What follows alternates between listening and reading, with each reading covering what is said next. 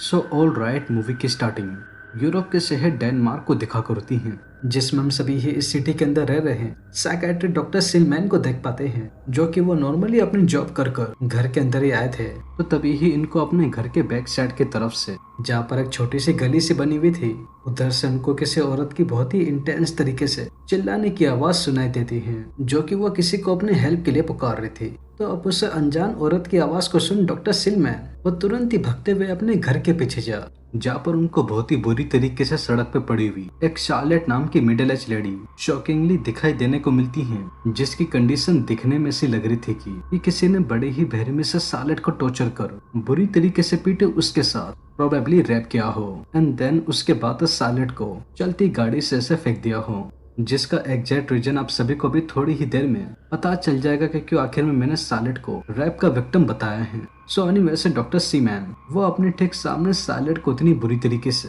जमीन पे ऐसे पड़ा हुआ देख, जो कि वो खड़ी भी नहीं हो सकती थी, इमीडिएटली उसको जैसे तैसे उठाकर अपने घर के अंदर ला उसके कपड़े वगैरह चेंज कर बेड पे लेटाकर उसको खाने के लिए कुछ देते हैं। तो बस अब जहाँ पर शार्लेट वो डॉक्टर सीमैन द्वारा उनके खाने को ही खा रही थी, तो तभी ही उसी ही वक्त डॉक्टर सीमैन वो शार्लेट के पास बैठकर उसकी इतनी बिगड़ती हुई हालत को देख, जैसा कि मैंने आप सभी को बताया कि वो एक साइकियाट्रिस्ट थे, इससे टेरेबल इंसिडेंट के बारे में इससे बातचीत करने की कोशिश करते हैं, जानने के लिए कि आखिर में इसकी ऐसी कंडीशन कैसे और क्यों हुई थी। तो मीनवाइल ठीक सामने ही बैठी शार्लेट ये डॉक्टर सीमैन की इन बातों को सुन उनको बताते हुए कहती हैं कि शार्लेट ये बचपन से ही किसी निम्फोबिया नाम की बीमारी से ग्रस्त है। अब जिनको नहीं पता कि ये किस तरीके की बीमारी है, तो मैं आप सभी को ही फिलहाल के लिए बस इतना ही बताना चाहूंगा कि यह kind of unwanted sexual disorder था, जिसके चलते शार्लेट की इतनी टेरिबल कंडीशन हो गई थी, जो कि आप सभी ही अभी थोड़ी ही देर में मूवी में आगे चलकर देखे ही लोगे कि किस एक्सट्रीम लेवल की बीमारी है ये।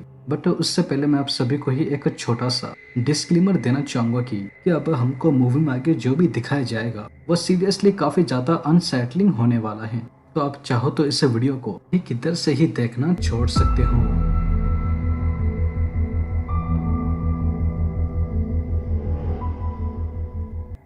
तो बस अब सीन सीधा घूमकर शार्लेट के बचपन की ओर ही फोकस करता है, जहाँ पर वो डॉक्टर सीमैन को बताते हुए कहती है कि आखिर में कैसे इन सब की शुरुआत हुई थी, जिसका नाम होता है चैप्टर 1 द कंप्लीट एंगुलर।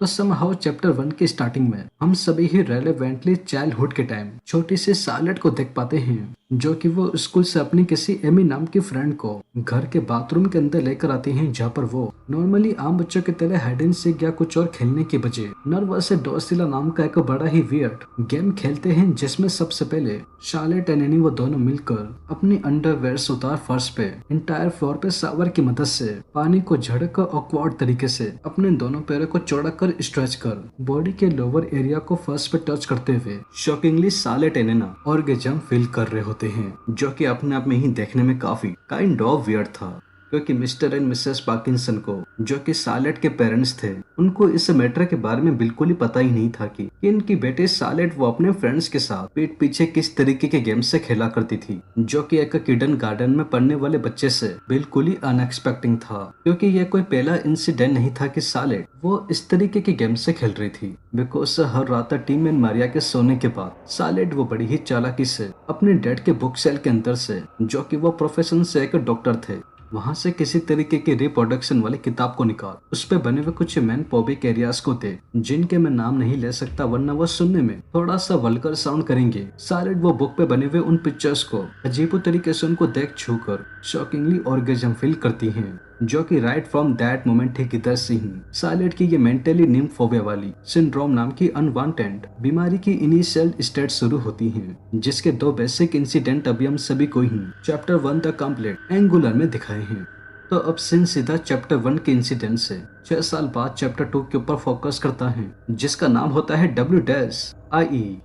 इस चैप्टर की शुरुआत में हम सभी को ही यंग बट अनमेच्योर और किसी को नहीं बल्कि हाई स्कूल में पढ़ने वाली शार्लेट को ही दिखाते हैं, जिसका किसी जिमी नाम के लड़के से तकरीबन पिछले 1 साल से रिलेशनशिप चल रहा था। तो बस इसी ही बात को देखते हुए शार्लेट, जैसा कि हम सभी ही देख ही रहे कि वो जिमी के घर पे आ अपने इस रिलेशनशिप को थोड़ा सा और आगे बढ़ाने के लिए जिमी के साथ हुकअप करने के लिए आई हुई होती है। जो कि देखने में और सुनने में कोई बड़ी बात नहीं थी, लेकिन दिक्कत की बात ये थी कि तकरीबन 4 घंटे तक जिमी के साथ इंटीमेट होते वक्त शॉकिंगली, जहाँ पर एक तरफ तो जिमी की कंडीशन इतनी ज्यादा खराब हो गई थी कि उससे खड़े होकर चला नहीं जा रहा था, बट मीन वाइल वहीं दूसरी ओर सालेट को इस हुक्कप के दौरान शॉकिंगली अंदर से ऑर्गेजम फील नहीं होता, क्योंकि अब इसकी जो अंदर की डिजायर की इंटेंसिटी थी वो बिल्कुल ही नेक्स्ट लेवल पे जा चुकी थी, जिसका एक बेसिक सिनेरियो अभी हम सभी नहीं कंप्लीट एंगुलर में देखा है। तो बस अब फिलहाल के लिए शार्लेट ये जिमी को इतनी बुरी तरीके से थका हुआ दे अंदर से फ्रस्ट्रेट हो इसके घर से चली जाती है।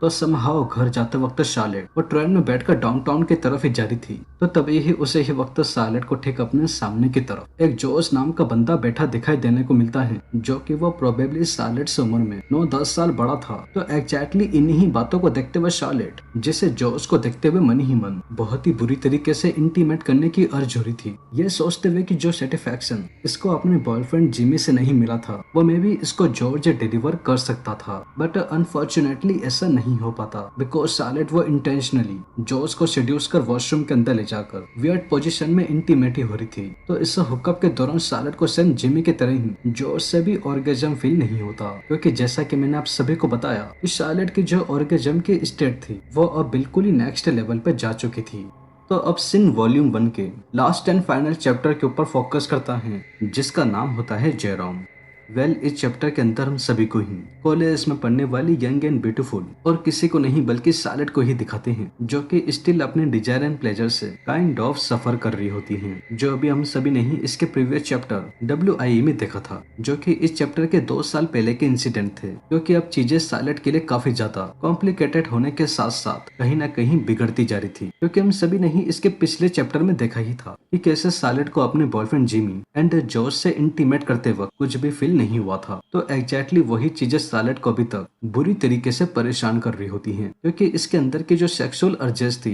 वो अब बिल्कुल ही अनसेटिस्फाई होने की वजह से आउट ऑफ कंट्रोल होती जा रही थी। तो बस सब इन्हीं रीजंस के चलते शार्लेट के जब कभी भी अपने कॉलेज क्लास में चलते लेक्चर के दौरान या फिर जैसा कि अभी हम सभी ही देखे ही रहे हैं लोकल ट्रेन में ट्रैवल करते वक्त शार्लेट के अपने आसपास बैठे आदमियों को देख बिना कुछ सोचे समझे अपनी ऑर्गेजम की फीलिंग पे कंट्रोल ना कर सभी ही लोगों के सामने शॉकिंगली मास्टरबेट करना शुरू कर देती थी। और बस इसी के ही साथ हमारा ये चैप्टर 3 निम्फोबिया वॉल्यूम 1 के साथ शार्लेट की कुछ इनिशियल लाइफ की अनसेटलिंग बातों के साथ कि कैसे वो धीरे धीरे अपने अनसेटिस्फाई ऑर्गेजम के चलते सेक्स से एडिक्ट बनती जा रही थी, जो उसने अभी डॉक्टर सिमेन के साथ अपनी लाइफ के कुछ फेसेस के थ्रू रेलेवेंटली शेयर करी थी। फिलहाल के लिए इधर ही एंड हो जाती है and right from that moment phobia volume 2 के लिए एग्जैक्टली ठीक इधर से ही स्टार्ट हो जाएगी, जिसमें हम सभी ही शार्लेट के आगे की कुछ और अनसेटलिंग फेसेस देखेंगे, जो कि वो काफी ज्यादा एजी बट डिस्टर्बिंग होंगे, जिसमें हम सभी ही ये पता लगाने की कोशिश करेंगे कि आखिर में कैसे शार्लेट की हालत ऐसी हो गई थी।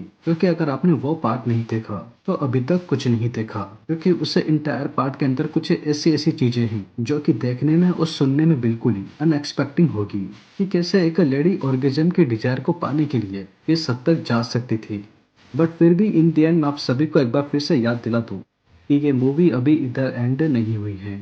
बाकी अगर आप सभी ही चाहते हो कि हमको इस मूवी का सेकंड पार्ट लेकर आना चाहिए तो आप कमेंट्स करके बता सकते हैं। बाकी रही बात है इस मूवी को देखने की, तो इसका लिंक मैं आप सभी को ही इंस्टा पे दे दूंगा।